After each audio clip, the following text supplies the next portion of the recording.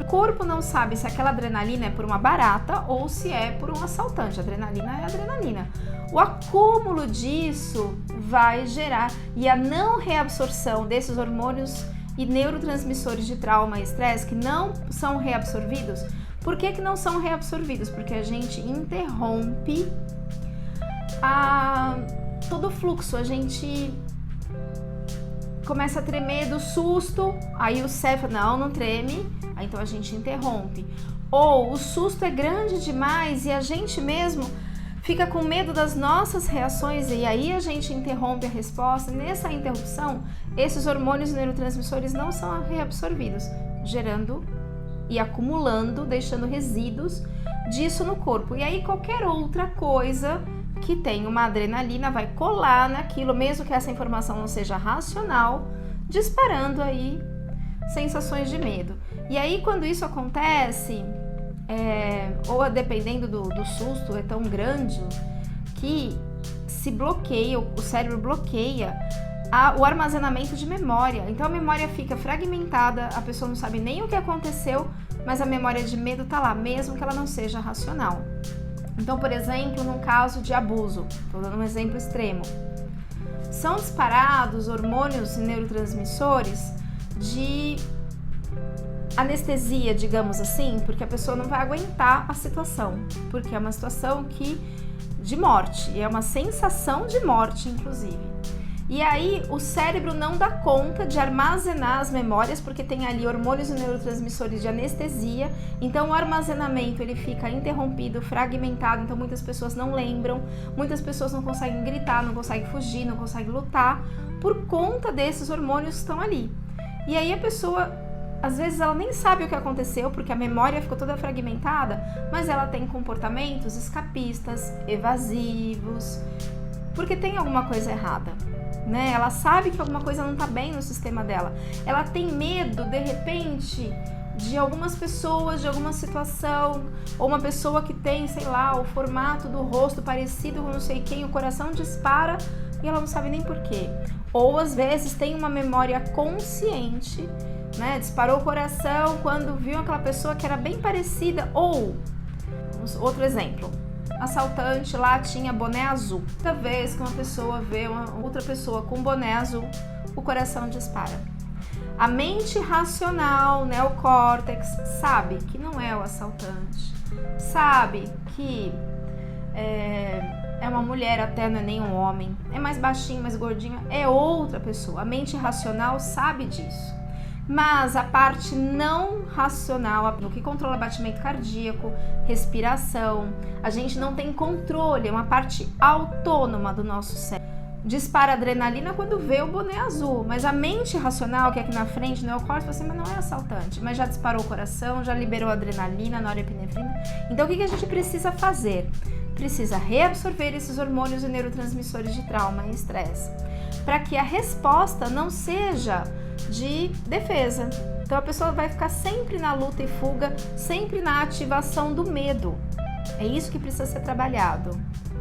E quando a pessoa tem medo de cachorro, por exemplo, medo é medo. Então é uma pessoa que tem uma predisposição ao medo, porque o circuito neuronal de medo já está ativado pelo cachorro, pelo medo de altura. A pessoa ela é medrosa porque ela não se trabalhou em relação a esses medos que aparentemente são bobos, mas que impedem a pessoa, geram um comportamento de insegurança no trabalho, no relacionamento com os outros, porque ela tá com isso no sistema. E para onde a gente vai, seja nas nossas relações profissionais, pessoais, afetivas, enfim, a gente vai junto com a nossa história, a gente não vai sozinho, a gente vai com a história de medo, e aí as pessoas ficam assim, mas coisa boba, medo de cachorro, não vou levar isso para terapia. Gente, isso é um sintoma. Às vezes o buraco é bem maior. Às vezes você está identificado com medo de uma guerra, de algo maior. Enfim, não importa. E mesmo que seja uma coisa pequena, vamos supor que você está zerado em relação ao histórico familiar, né? A sua conexão com seus ancestrais, vamos supor. Claro que isso é muito hipotético, porque é óbvio que isso não acontece. Então, mas vamos supor que você tá super trabalhado, faz terapia a vida toda, aí tem um medinho lá de cachorro. Coisa boba, não vou trabalhar isso. Aí um dia é o medo de uma barata, aí o dia o marido sente que tá traindo, fica aquele medo, aquela desconfiança, e aí aquilo vai transpassando para as outras relações, e aí a vida fica ruim, a vida fica como se você estivesse andando com o freio de mão puxado, e aí tem comportamentos totalmente inoperantes em outros aspectos da vida, e que se a gente não der conta disso, não trabalhar isso, só vai piorando.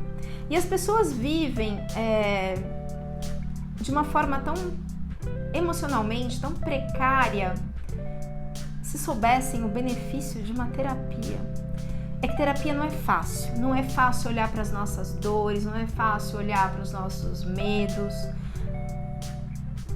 Onde está o nosso medo, é lá que a gente tem que cavocar, é lá que está a raiz de muitos outros problemas, porque aquele medinho de altura, aquele medinho do cachorro, às vezes é a ponta do iceberg. E aí a gente fica andando na vida com o freio de mão totalmente puxado, quando pode ter uma vida muito mais plena, muito mais leve, só que a gente não consegue, porque a gente está preso aos nossos medos inconscientes. Se as pessoas soubessem o benefício de uma terapia, não é fácil mesmo olhar para as nossas sombras, olhar para as nossas dores, olhar para os nossos medos. Mas é uma metáfora assim, não é fácil subir uma montanha, mas a vista que se tem lá de cima é assim, é maravilhoso, vale muito a pena o esforço, mas tem gente que não quer correr esse risco do esforço e acaba vivendo de uma forma totalmente pobre, digamos assim, né, em relação às suas afetividades e tudo mais. O medo é um sentimento muito bom, muito bom. Ele historicamente aí tá selecionado, geneticamente, historicamente, ele é selecionado para nossa proteção. Se eu tenho medo de morrer atropelada, é por isso que eu vou olhar os dois lados antes de atravessar a rua. É muito bom ter medo. Então é um medo de proteção, é um medo de segurança. Mas às vezes esse medo, ele extrapola, eu não consigo sair da calçada. Eu não consigo chegar ao outro lado da rua. E às vezes a gente não percebe o quanto os nossos medos nos paralisam, nos bloqueiam. É uma pena, porque é tão simples tratar isso. Só reabsorver os hormônios de neurotransmissores, trauma, estresse, de medo, que são sintomas de traumatização, e desvincular psiquicamente, emocionalmente da memória, seja ela atual, seja de uma personalidade, seja de uma memória ancestral, e viver uma vida muito mais leve, muito mais plena.